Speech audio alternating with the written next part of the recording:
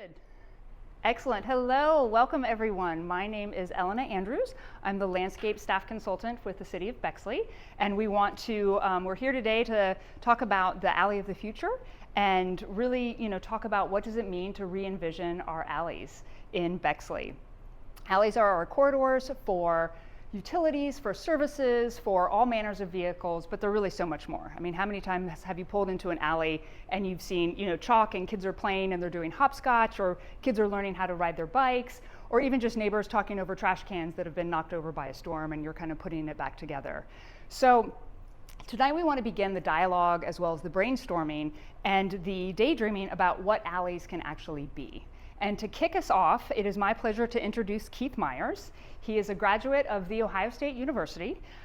He has over 30 years of private practice. Most notably in 1984, he was one of the founding members of MKSK, which is a nationwide landscape architecture and urban planning firm.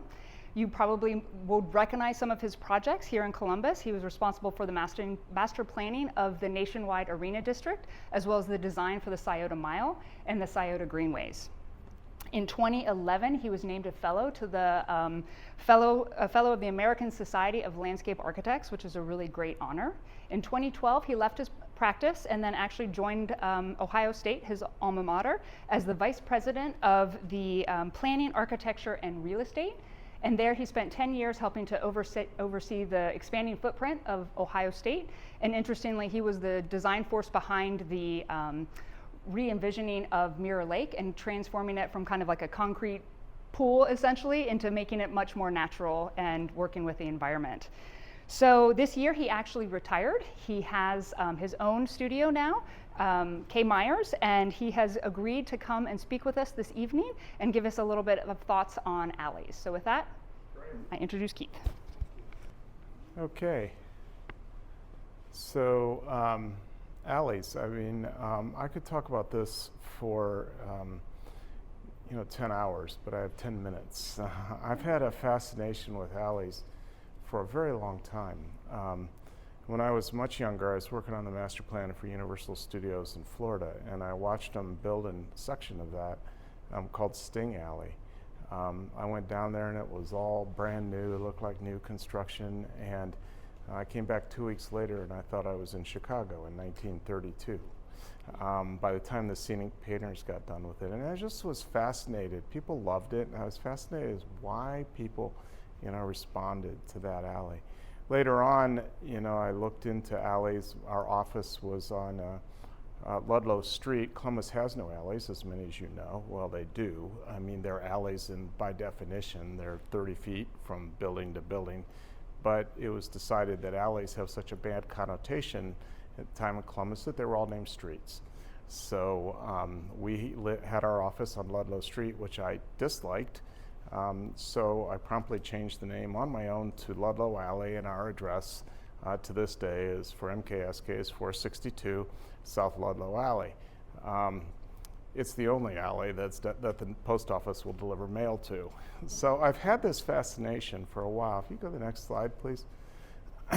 So when the mayor asked me to talk about this, I wanted to just, I'm a bit of an amateur historian, so I can't just look at things as, here's where they are and here's the future. I have to understand why alleys are here, and I began to look into it a little bit. If you go to the next slide, please. Grady Clay was a great urbanist from the 70s. I don't think many of you saw the 70s. I'm not sure how much of them I saw, but it was the parts that I remember. They tell me I had a really good time. But he was a terrific urbanist ahead of his time. I love this quote, out of sight and out of mind, the American residential alley has been the geographic and social outcast of the built environment, and that's largely true. In fact, it goes a little bit beyond that. If you go to the next slide, please. Alleys have a reputation. Maybe it's well earned, maybe it's not, but dark alleys have been used in popular culture for a long time. If you go to the next slide, you could imagine, you know these things, Nightmare Alley, a dark alley, a long walk down a dark alley. And my favorite was, Raymond Chandler, who, he and Dashiell Hammett had a little thing going back and forth, but you know, Dashiell Hammett took the crime out of the Venetian vase and dropped it into the alley. I mean, that's beautiful, right? But alleys really had a pretty negative connotation. If you go to the next slide, please. And yet, some of them are quite beautiful. These are all alleys from around the world. If you're in Great Britain, you'll find mews, which is a form of alley. Arcades are essentially alleys connecting streets that have a roof on them. And there are arcades. Cleveland, I'm from Cleveland. If you know Cleveland, it has numerous arcades that connect streets, but the one prominent one, and of course lanes, which you'll find lanes in particularly older North American cities, Boston and Philadelphia. If you go to the next. So how did we get here? Well, American cities never had alleys when they were first settled. The settlement patterns in New York and Boston and Philadelphia had a plan. New York and Boston never had a plan when they were initially settled. And the streets were essentially laid out by the dominant travel patterns in the settlement, although folklore will tell you they were cow paths. Not entirely sure that's true. Philadelphia had a plan done by William Penn, but it included no alleys. So there were no alleys in early American cities. If you go to the next slide. There you go. Until about 1807, when they decided that they were going to, they were going to put the grid into Manhattan. Okay, the 1807 Commissioner's Plan essentially gridded out all of Manhattan, regardless of topography or anything. They just, laid it out. And so like everything to this day, everything south of or north of, I think it's Canal Street, there's no alleys or anything in there. There's a few alleys in New York south of Canal Street, but not many. There's one called Cortlandt Alley, which is in every movie you've ever seen of New York, because it's used over and over again, because there aren't many to represent alleys of New York, which there aren't any of. So the reason the Commissioner's Plan did this is when they instituted this in Manhattan, they took out about 40% of the structures that were on Manhattan Island.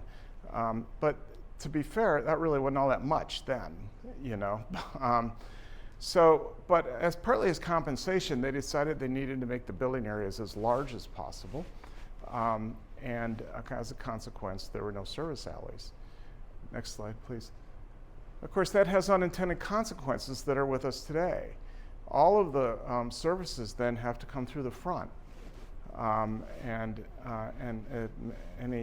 of you have been in New York many, many times. You've seen this happens to be an extreme example during the garbage strikes, but you see this, pretty much on a weekly basis, in different areas of the city. Go to the next slide.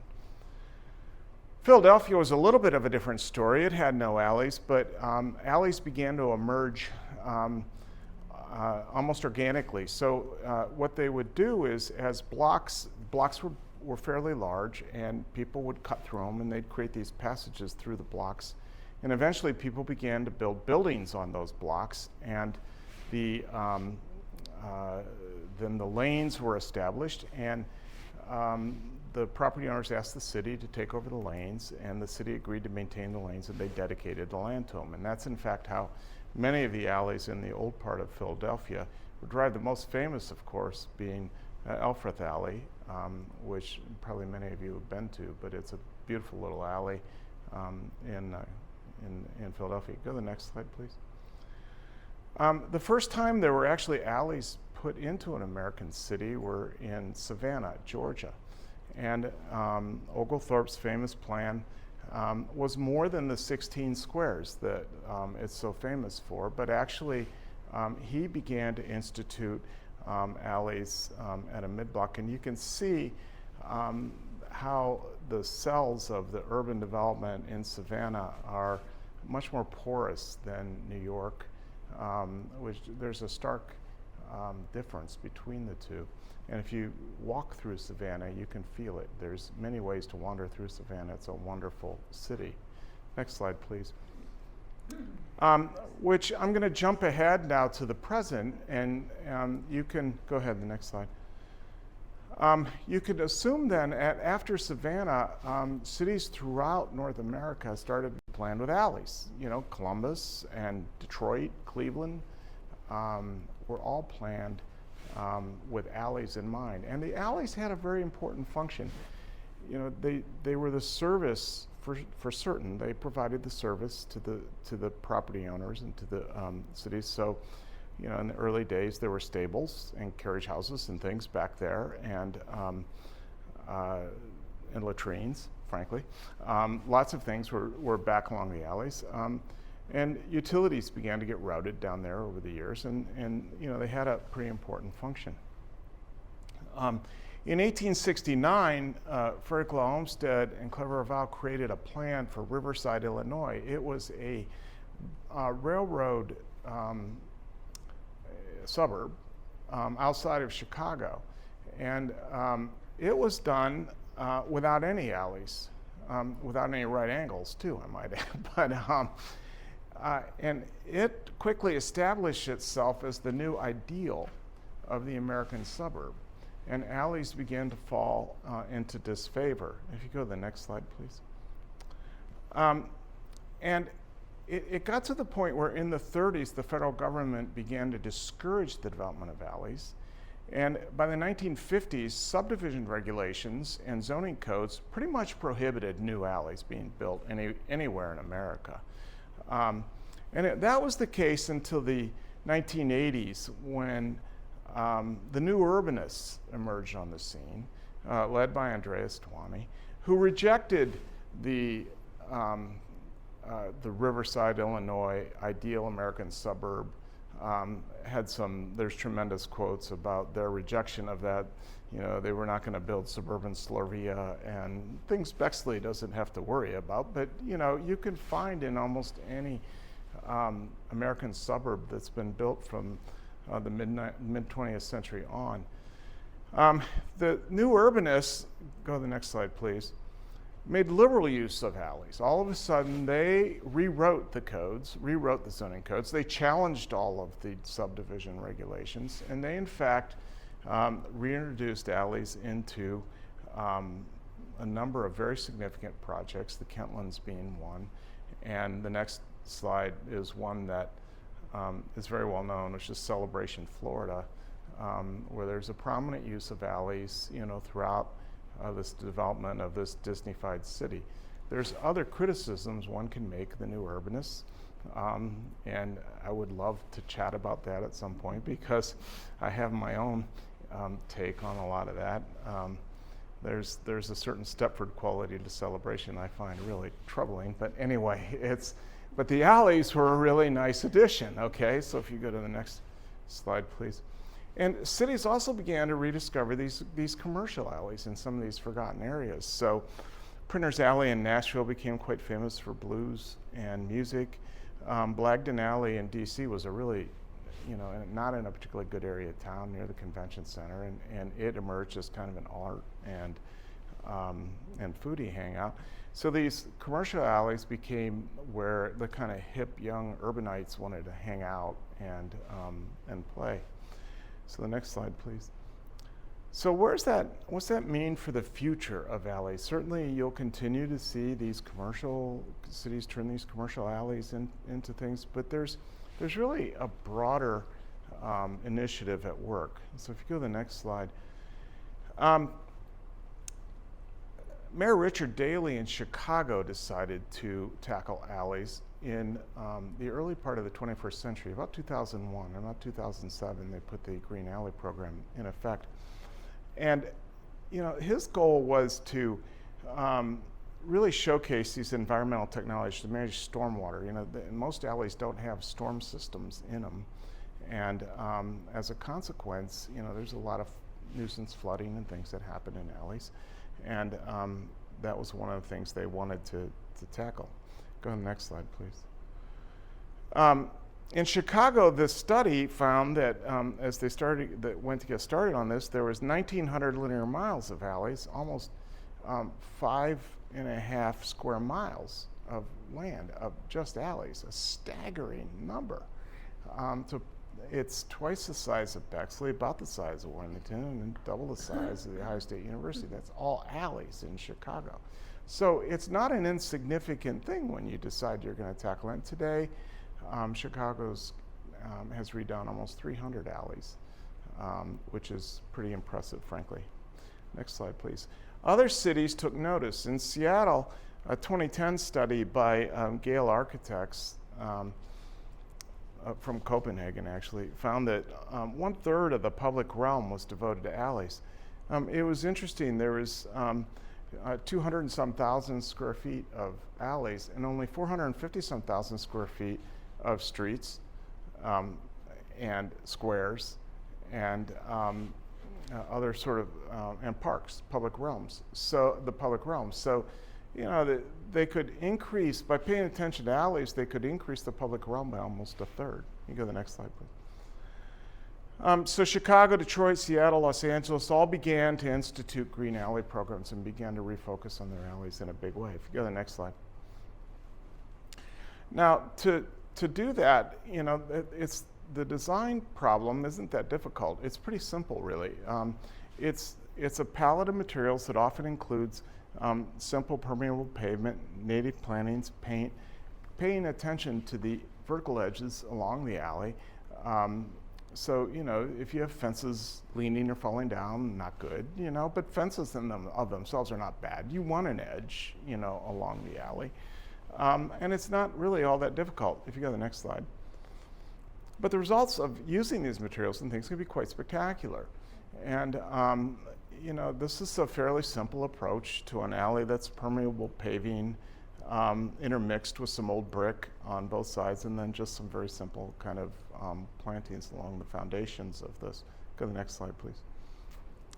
In fact, even in residential alleys, you know, there's different ways of using these materials and things to create something that is more honorific of the role that alleys play as part of the public realm. If you go to the next slide. So, in conclusion, I think it's terrific that Bexley is looking at this. I think really terrific, and one of the few cities in Ohio I know that have, you know, ever really tackled this on a big way. There may be others I'm unaware of, but and I think it's great that you can think about putting alleys into the or to make them as important in the public realm as the streets that you pay so close attention to. Next slide. I love this quote by Brian Azello. You know, I love alleys, they're the back door to everything, and everybody needs a back door, right? You know, so our neighbors all come to our back door, so it's great. So that's it. Thank you, and I applaud the efforts you're making here in Bexley. So, thank you. Thank you, sir. Mm-hmm. Keith, thank you so much for coming here tonight. When I asked Keith to come and talk to us, I don't even know why I knew you were the right person. I just knew you were the right person. We were sitting down like, who should we have kind of kick off and talk about what alleys mean?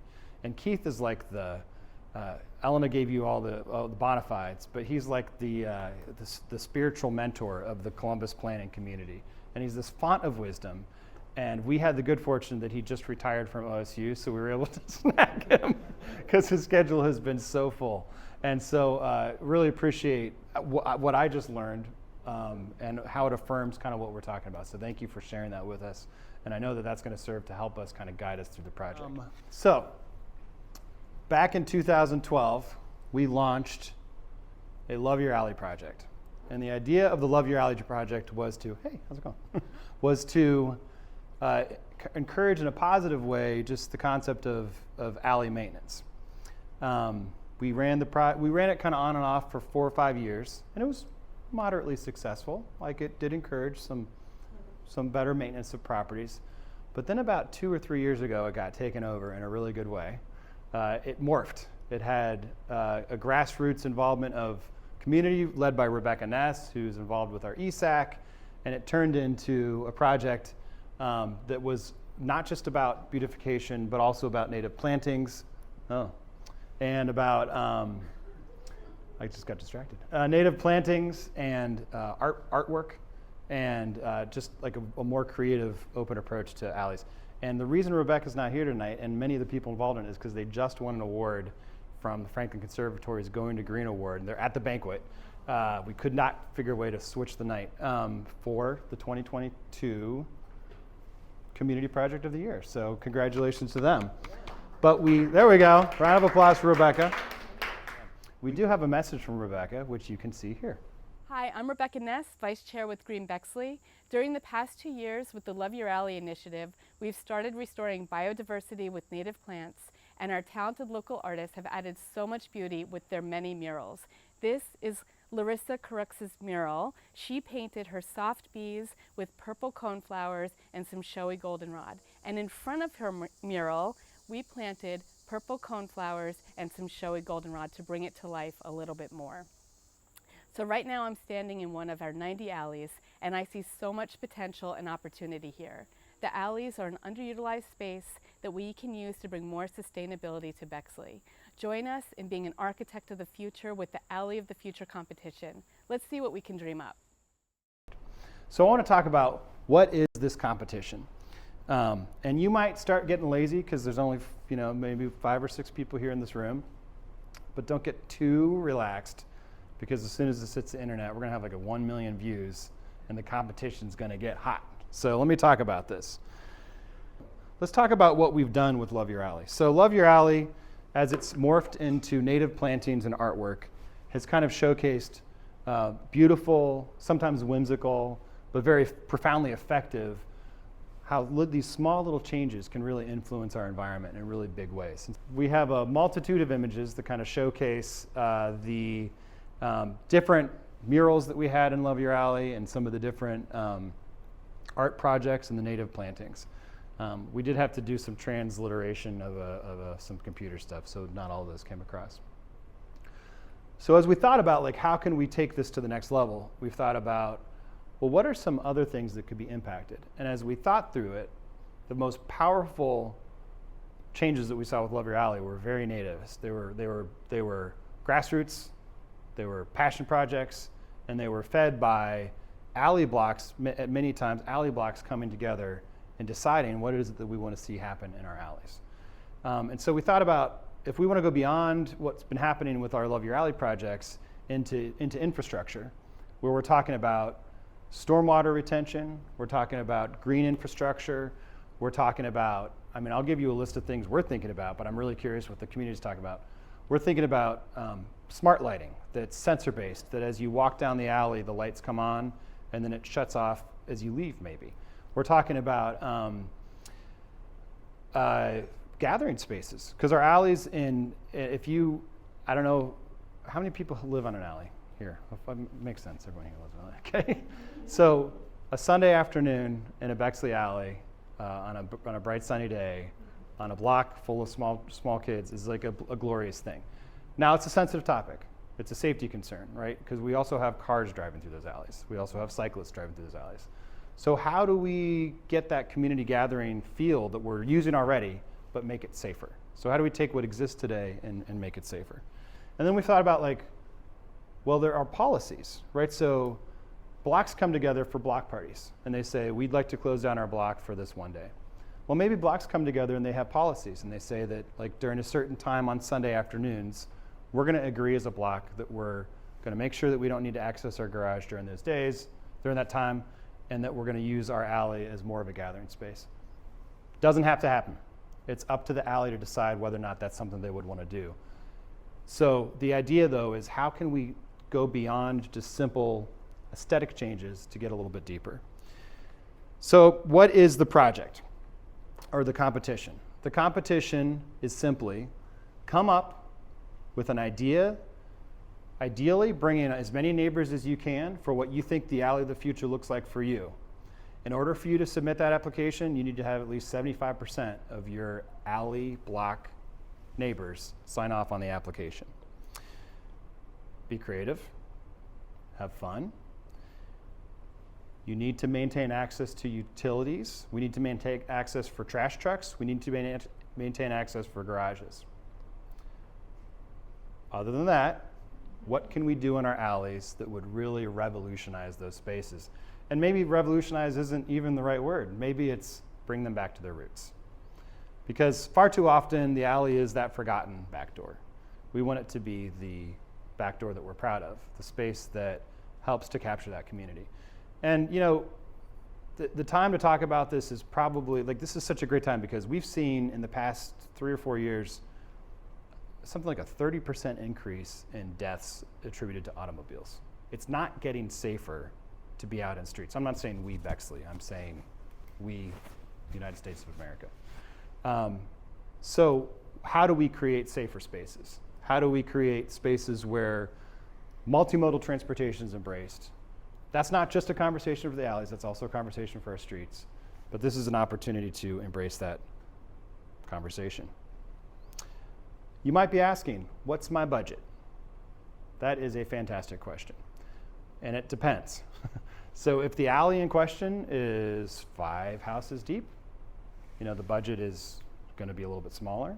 If it's an entire long block in Central or North Bexley, that might be a bigger budget.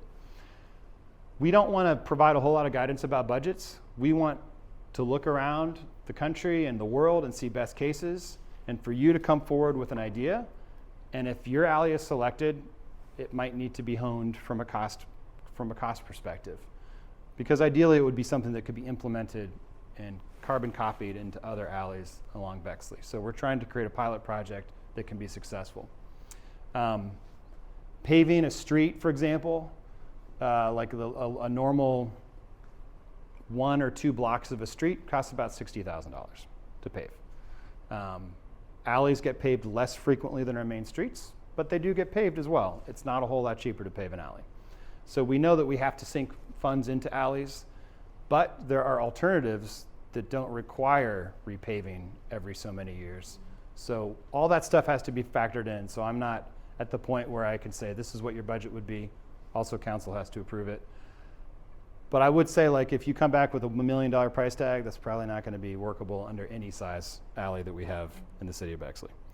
So that's a loose guidance, but hopefully it's helpful. With that having been said, I would like to ask Elena Andrews to come back up. And Alrighty, so key dates in terms of moving forward. On September 28th, back here at the Bexley Public Library, and hopefully we will get all of our technical issues, you know, ironed out a little bit better. We're going to have an Ask an Expert panel and a Q&A session. So between now and the 28th, our thought is if you're looking at the internet and you're doing searches for, you know, images and bringing those all together, and if you have some initial ideas, you can come here, and then we're going to have a variety of different professionals, myself, maybe some, you know, other people. Maybe we'll see if we can get Keith to come back, and a variety of different people. And you can literally come and say, hey, these are our thoughts, and is this realistic? Are we in the right direction? We have a question about lighting. We have a question about stormwater. We have a question about this. So we can get a sense of, you know, kind of just basically helping to guide you, and you can ask us any questions that you might have. Then on October 6th, we're going to have what we're calling open office hours from 5 to 6:30. That's going to be at City Hall. And I will be sitting either in the conference room or someplace in City Hall. And you literally can just come in. And if you have whatever materials you would like to submit, bring them here. And then I basically can talk through you in terms of ask you questions and help you flesh out ideas. Or, you know, say maybe think about this. Or if you have additional questions, it's basically, you know, think of it like a desk crit, essentially. So here's my design. Do you have any comments on it? I'm happy to kind of, you know, provide any feedback that may or may not be helpful. The submission deadline is going to be October 14th. It is online. And so as we move forward with this after the end of today, or hopefully sometime tomorrow, we're going to have the application online for you to work. And the submission requires, don't feel that you need to have a perfectly drawn out plan. So some of the beautiful images that Keith had shown of, you know, the cities and all that, it doesn't have to be that level of detail. If you literally have a Google map and you say, here's the alley that we're looking at, and here are some images that we like, and here are our ideas. It could be a written description. It could be a sketch on, you know, a notepad piece of paper. It doesn't necessarily have to be a formal design presentation. We are not expecting, you know, everyone to all of a sudden run and go get a degree in landscape design and make an absolutely beautiful rendered, you know, image. If you have that, that's fantastic. That'll be really exciting. but we're also not going to judge based on, you know, your presentation. You know, if someone has a great finished polished drawing, that's not necessarily going to hold more weight than, you know, someone who just has a fantastic idea that they're very, very passionate about. So if we could go to the next slide. There is going to be the Alley of the Future competition, so we'll see this online. We just kind of went through on that. The next slide is essentially, some of you might have seen this, where it's almost like a block party, where we are going to be asking that you do go to your neighbors, and hopefully your neighbors all potentially want to participate, write their name, their signature, just to show that we can have 75% of the people on the alley want to actually do this. So if it's just you and you're the only one and no one else wants to, maybe find a different alley that you can join and just, you know, provide, you know, design ideas. But that is something that we do want to make sure that everyone is kind of enjoying that. And I think, is there any more slides after that? And so with that, we wanted to open it up and see if anyone has any questions while we're here. Yes, go ahead. Alley, do you mean the long alley, or can it be from the halfway point, the alley? Like, how is that defined? I would say it's probably from street to street. Broad to Powell? So it needs to be, I would say it needs to be, oh yeah, this would be interesting. Okay. It needs to be within an area that can have ingress and egress. Okay. So for example, we have some alleys I can think of, like, pop in my head right now in Central, like on Stanwood, for example. There's like a mid-block alley. Right. You could be mid-block north, mid-block south. You just have to have a definable area that could be, you know, I think I said it, you get it, okay. Sectioned off, and that you know, anyone who doesn't agree with, if you don't have people that agree on that petition, then it might be helpful for you to be able to kind of snip it down a little bit, maybe. Yep. I have comments.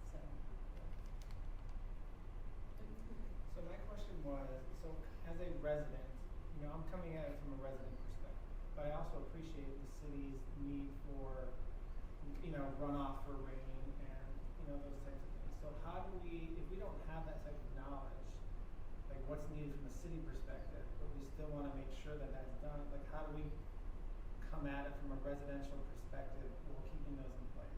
Does that make sense? Or? Yeah, do you want to take Like that? even materials of the alley, like I don't know what materials would be best for like water runoff and then, you know, cooling of the street, like I don't. Right. Can we go back a couple slides to one more? Ask an expert. So that one, on that day, yeah, on that day, or quite honestly, even the open office hours. So it might be something that you say, okay, we think it's important to address stormwater management, runoff in some way, but we don't necessarily want to have only hardscape. You could literally say, we would like to have permeable pavers. And, you know, you can either come and talk to us and we can, you know, kind of tell you what all the different options are with permeable pavers, or you can do your own research or just make a note on that in terms of permeable pavers in this alley. One of the things that Ben had mentioned is whatever the winning, you know, application is most likely going to have to go through a more formal design process where we're actually working with engineers, we're working with landscape designers and all of that to actually make sure that it is going to work, taking formal measurements of like where, you know, the garages are actually located and where the fences are actually located. So, but, you know, for instance, if you say permeable pavers and that's something that you need to do, don't feel the need that you have to research it and become yourself an expert and say, you know, well, based on this, we want to make sure that we use, you know, turf block and we have to have 12 inches of, you know, number 2 gravel underneath it in order to be compacted to a level. I mean, we're not expecting that. It's more kind of, we're looking for the big picture idea. And at the Ask an Expert, we are going to have people who can, we might not cover every single base, because you guys might think of stuff that we're not thinking of in terms of sort of areas of expertise, but we'll have people that are you know, stormwater management experts and can talk about the different types of permeable pavements and lighting and some of that stuff. I will tell you, like, yes, stormwater management is a city interest.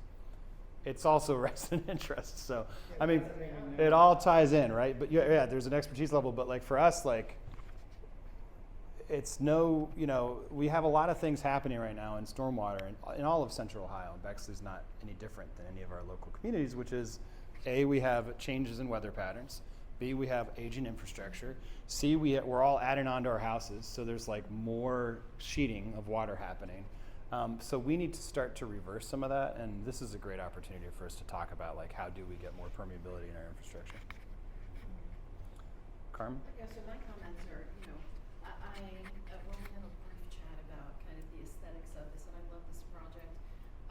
My comment is, I'd be thrilled if my neighbor just covered their garbage and put their garbage in actual garbage bins as opposed to leaving it out. So that to me is like a behavioral shift in some, that you're kind of making it beautiful, right? Like how do we make the alley actually clean and beautiful?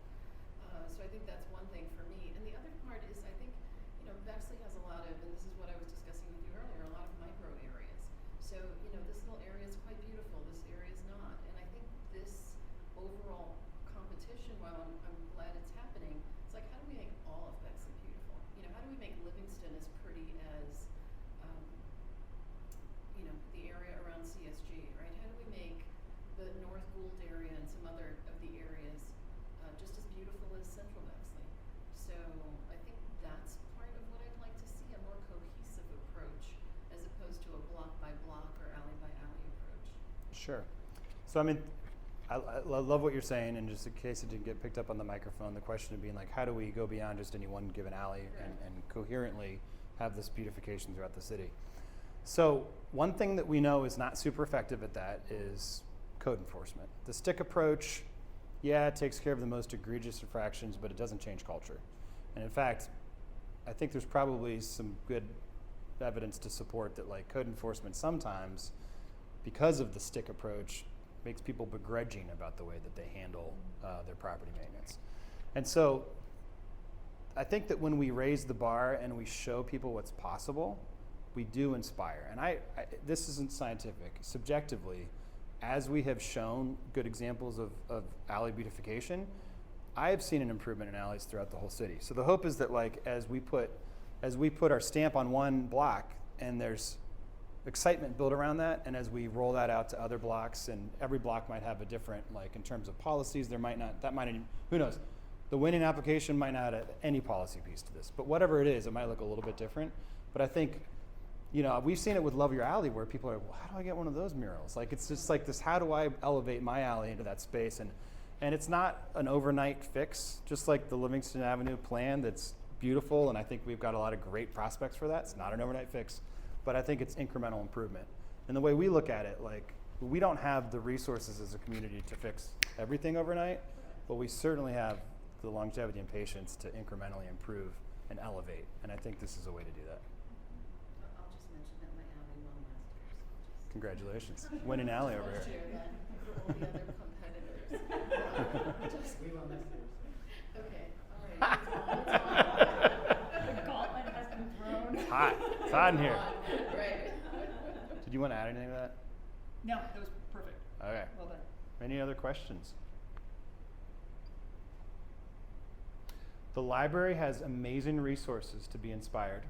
There are books on stormwater management, on green alleys, and on infrastructure. And if they're not here, you can tap into the Central Ohio system and find them.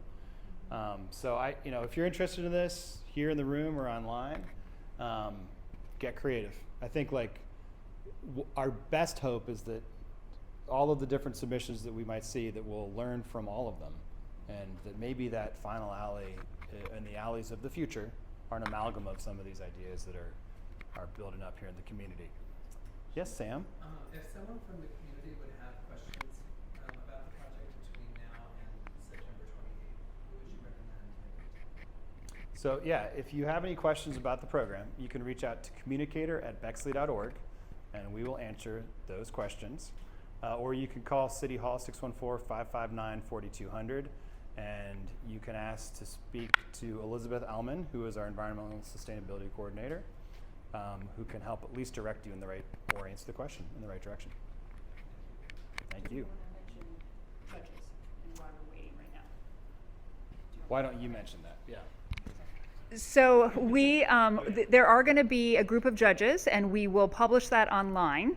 It's going to be a variety of people, both from the city council, community members, but we wanted to wait until applications were in because we don't want to have any undue influence, or nor do we want to prevent anyone in the community for actually participating in this program. So once all the submissions are in, we'll be able to understand who we can ask to help judge this, and then we'll post that online. So I just wanted to, if anyone had a question about that, I wanted to note that. Good point. Thank you. All right, guys, thank you so much for joining us this evening. Thank you again to Keith Meyer. Another round of applause. The library closes in 15 minutes. It's like Hunger Games here for the alley books, so quick, run and get them. That's right.